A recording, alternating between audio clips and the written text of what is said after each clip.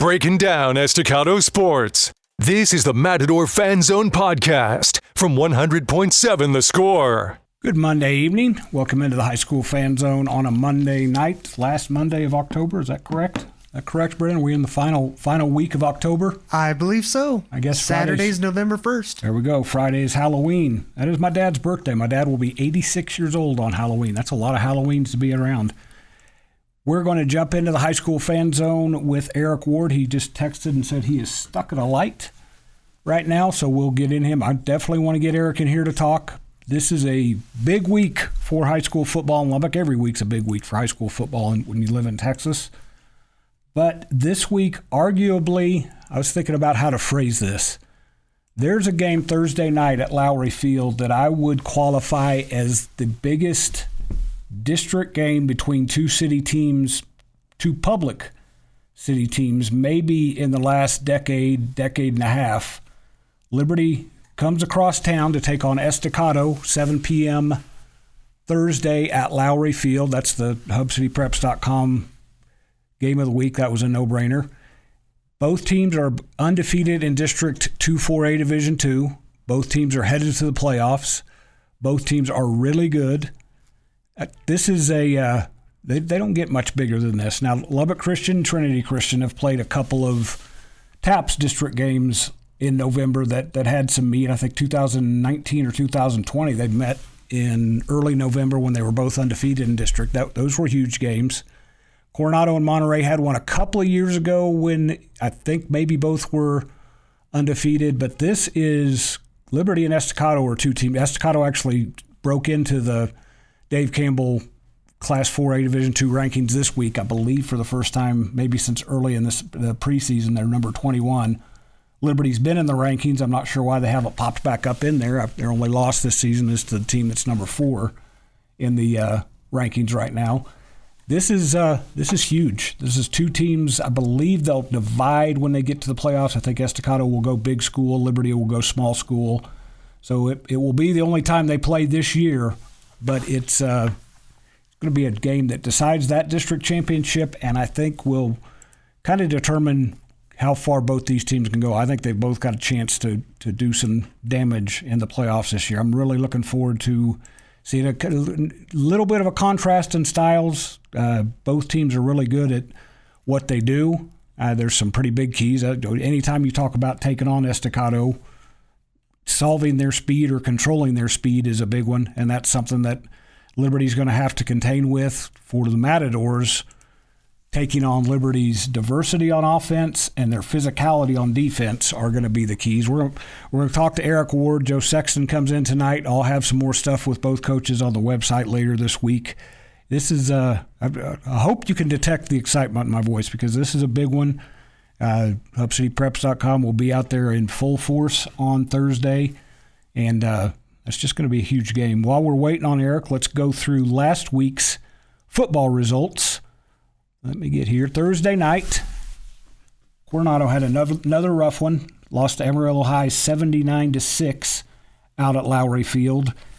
Over in Wichita Falls, Lubbock Cooper put together, I think, maybe, if not their best performance this season, one of their top 2 or 3. They beat Wichita Falls Memorial 49-42. Game really, that's a little bit misleading, the score. Memorial scored a couple of touchdowns late, got an onside kick, hit a chunk play. Lubbock Cooper really controlled that thing, especially in the second half. That keeps the Pirates' hopes alive for the playoffs. They still need to beat Abilene Wiley, and then they've got a bye week the last week of the season. They may have to wait to see what happens, but they can definitely take destiny and kind of grab it tight by beating Abilene Wiley at home on Friday night. That's on right here on 100.7 The Score at 7 p.m. Friday out at Pirate Stadium. The other game in district, actually that whole district played on Thursday night. Plainview went up to Amarillo and lost to Paladuro 55-52, and Abilene Cooper took care of Wichita Falls Legacy. I can't remember the score off the top of my head, but that district all played on Thursday. A lot to be determined in that one. Paladuro's very much in the driver's seat. They've clinched a playoff spot. Now it's just a matter of, do they get to play at home or do they have to hit the road to Amarillo? I have a hunch they're going to be at home. Dons are really good. Plainview and Wichita Falls Memorial are still, they're very much in the spot that Lubbock Cooper was last week, where they need to win their last two to control their own fate. Abilene Wiley is in a little bit better shape, but they play a pretty tough schedule, including the game Thursday or Friday against Lubbock Cooper. Let's see, Friday night, let me go through those real quick. Friendship went down to Odessa, beat Odessa High 47-6. Braden Dunkerson went off in that one. 5 touchdowns, rushed for almost 200 yards. Lubbock High lost at Lowry Field to Caprock 38-7. Estacado Matadors hung up 74 points on Borger, won 74-24 to clinch the playoff spot to set up that huge game we talked a little bit about Thursday against Liberty. Oh, let's see, Trinity Christian played at Grapevine Faith, did not fare too well, got beat 56-7. Lubbock Christian at home in Division III District 1 beat Covenant Christian 57-30. They have a big showdown this week. They go to Arlington and take on Pantego Christian, which is undefeated. Those top two, that's kind of that's that district's version of the Liberty Estacado game. The top two teams are meeting. Let's see, Christ the King beat San Jacinto 32-28. Golden Lions are still undefeated, and Kingdom Prep lost 37-36. We're up on the first break. We'll be right back right after this in the Matador Fan Zone on 100.7 The Score. Diving headfirst into Estacado athletics. You're listening to the Matador Fan Zone on 100.7 The Score and the 100.7 The Score mobile app. Welcome back into the Matador Zone. Eric Ward and I were talking about the things that it's hard to give up when you get older, and Halloween brings up one of them. All that candy that you. Luckily, my children are 25 and 17. Now, the 17-year-old will still bring some stuff home. She also steals dad's stuff once in a while. Oh no! You got little ones. There's going to be candy all over the place. Yeah, it's going to be a month. It's going to be an exciting time. You know, our kids love trick or treating. There you go, and you get to have Halloween night off because Thursday night, HubCityPreps.com game of the week, Liberty at Estacado, 7 p.m. at Lowry Field. That'll be on, let me make sure I get it right here, 93.1 Young Country on our networks, and then down the dial a little bit with our guy Nick Long on the call. Eric, I'm not. You've got to know me a little bit. I don't get into hyperbole too much because I know 10 games, everyone counts. And you played for Leach for a year. Yes, sir. So I know his big thing was it was just the next team, and he talked about we're just playing the orange team. I understand, but this is a big one Thursday. It's two city teams playing in a big district game in the last week of October with a lot on the line. And I'm going to guess your kids are pretty fired up. Yes, sir. Like Leach's mentality was, next week, new opponent, same situation here. The focus is on us and what we need to do to put ourselves in a situation to play some great team ball. Credit to Liberty, they're doing an awesome job over there, but our boys have been battling, they've been practicing hard, and I'm excited to see what they do in practice this week and come out and, get off the bus and play complimentary football. You got here right at the time when Liberty started playing varsity, and I think it's been good for Estacado to have a rivalry in town. You guys Estacado's always been a team or a school that teams kind of circle and want to come and beat from out of town, but I think it's good for Estacado, it's good for Liberty, and it's going to be that way for another couple of years, I think, where you guys will have each other in the same district. You grew up in Wichita Falls where you had those inner city rivalries where there's a little bit of trash talk, good-natured trash talk, and that's what high school sports is about. You should have those fun rivalries against each other, and this has grown quickly into one of those. Exactly what you're saying. Just piggybacking off what you're saying. Football is fun. Kids expect the principles of competition and leadership, and just going out there and playing lights out for each other and playing for a teammate and loving one another through the process. We're excited to be at this point in the season, but we're never satisfied. We want to go out there and play a great game, obviously, but we want to play great team ball and complementary football. I think what's also cool about this is, I don't know if that's the right word. You guys are 6-2. They're 7-1. You're both headed to 7-2. I'm sorry, I forget that you've played. This is your last regular season game. You and Lubbock Cooper finish this week, and then you get to wait and see. Yes, sir. We have that last week bye. Yep. Yes, sir. But what's cool is because of the way that UIL does it, you're going to big school most likely, correct? That's what you did last year in Libertyville Small School. So this is the one. This is this year. This is the time you get to play each other. So you can throw it out there. You can reach into the Eric Ward bag of tricks and do whatever you need to do. So can Joe Sexton. It's kind of because a lot of times you get in these and I like that aspect too, where a team may play each other in the third or fourth week of the playoffs. So it's just one of two, but not this one. This is the one and done for you two. So. You guys get both players from both teams get to lay it all out on the line. Yes, sir.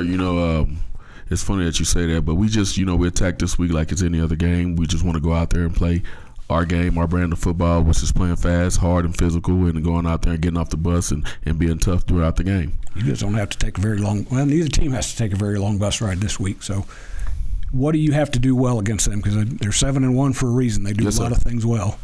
Well, we just got to play – complementary football, to be honest with you. Not shoot ourselves in the foot. We got to also go out there and play complementary in terms of playing team ball and playing sound football. The one thing I mentioned this before you came in. Everybody, when they play Estacado, has got to prepare for your speed and what you guys can do with it. With Liberty, they've got speed. Don't get me wrong, but their diversity on offense. They've got a lot of different dudes that touch the ball. You're an offensive-minded coach, but like for Coach Young and the other coaches on that side of the ball, is that tricky to prepare for when they give the ball to so many different people? Every opponent is different. Credit to their coaches on the job they're doing. They have a versatile ability, but at the same time, we just have to focus on one-on-ones and going out there and doing our job, and that's taking care of your one-on-one matchup. And they've done that very well. They're 7-2 this season. We'll come back on one more segment of the Matador Fan Zone, 100.7 The Score.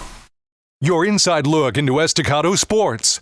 This is the Matador Fan Zone on 100.7 The Score and the 100.7 The Score mobile app. Welcome back in. We got one more segment of the Matador Fan Zone. We were just chatting about Cedric Ross, who's committed to Colorado State right now. There's no that signed. It's late November when they can officially sign.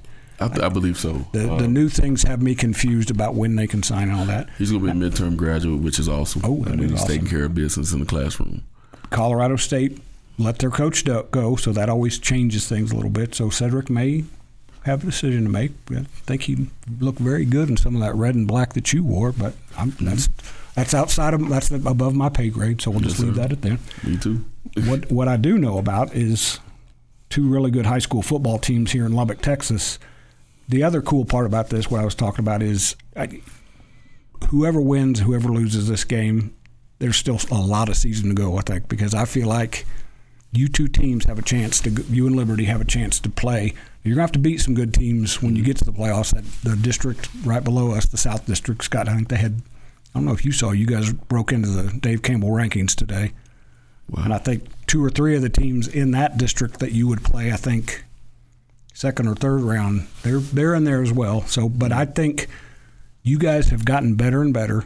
Liberty took it on the chin against one of those teams that's ranked, Greenwood, and they've kind of learned their lesson. How good are these two teams? I know you know how good you are, but you've had to scout Liberty a lot. How good are these two teams, and how long do you think these two teams could hang around in the playoffs? It's I don't feel like it's my place to kind of predict where they are headed. But I could say all those teams that you mentioned, they're playing good football, and they're well coached programs, and so the standard is the standard for us in terms of we want to go out there and we want to focus on how well we prepare, how well we can get prepared and go out there and battle, and so that was kind of a catch-22, that question. But I both programs are respectable that you mentioned, but we want to get in those conversations as well in terms of you're in the conversation. Yes, sir. I think people have seen what you guys have done. Your toughest game, I guess, or the game that got away from you a little bit, was West Plains. Yes, sir. And I think that's probably going to happen to a lot of people against West Plains. To me, that's good for you guys to see. That's what we want to be ready to play like. So, yes, sir. What has made you guys so good this year? Just identifying the areas that we can improve on. It's a cliche, but it's easier to fix when when you need to fix them and have time to fix them, but also you want to play the best brand of football that you can each time you go out on that field. And it starts in practice. So each week we hold our kids to a high standard, and that's flying around from point A to point B and playing as fast as we can for 4 to 6 seconds. And that standard will never change, because I'm never satisfied, and I don't think we can get complacent with the level of programs that we do play. And, complacency is not a good place to be in. And so the level of expectations for me is high and always gets high every game that we play, and especially when you're dissecting film and wanting to improve on things that you can be better in. All right, so you can answer this as dad or as coach. Yes, sir. That quarterback's made some nice progress, and you're going to need him to keep getting better starting Thursday. And then when you get to the playoffs, because quarterback play, it doesn't matter if it's little bitty kids or these guys that are getting ready to play up in Kansas City tonight, quarterback's always going to be a key. What does Jarek need to do to keep getting better as a freshman? He needs to continue to be a student of the game. I think his biggest thing was being baptized by fire and having to grow up real fast. By this time, we're in week 10, week 9. You're in sophomore mode now. You have to own that position and go out there and be the best you can at it for the team. And I think what he has done is embrace that role.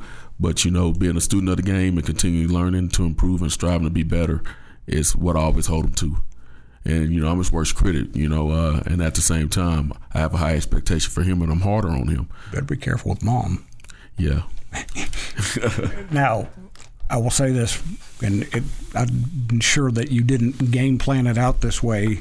I want my son to be a freshman quarterback and to have two guys with world-class speed to give the ball to, but it's not a bad recipe when you're a young quarterback kind of learning your way, and you can turn around and give it to Cedric and James Bozeman and get out of the way a little bit. Yes, sir. It's funny that you mentioned that. That was the last thing I wanted, was to play him as a freshman. Yeah. But some situations occurred where he had to go in there, and he owned that position in terms of he played well, and so it's one of them things where the kids rally behind him, and as a dad, it's always like, oh man, I can't believe he's out there. But at the same time, it's not about what I want, it's what's best for the team.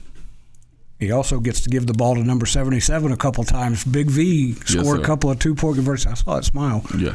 Was that planned? Yeah, it was planned. Big V's one of the kids where, he has a contagious smile, but he does a lot for us. And it's an honor to see him have some success in the game where he's smiling ear to ear.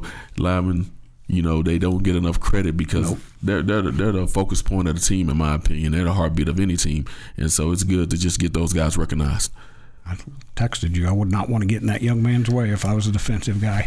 Matadors, Patriots, 6 p.m. Thursday at Lowry Field. Game of the week, maybe the game of the year in Lubbock, Texas. We'll be back after this break in the Panther Fan Zone on 100.7 The Score.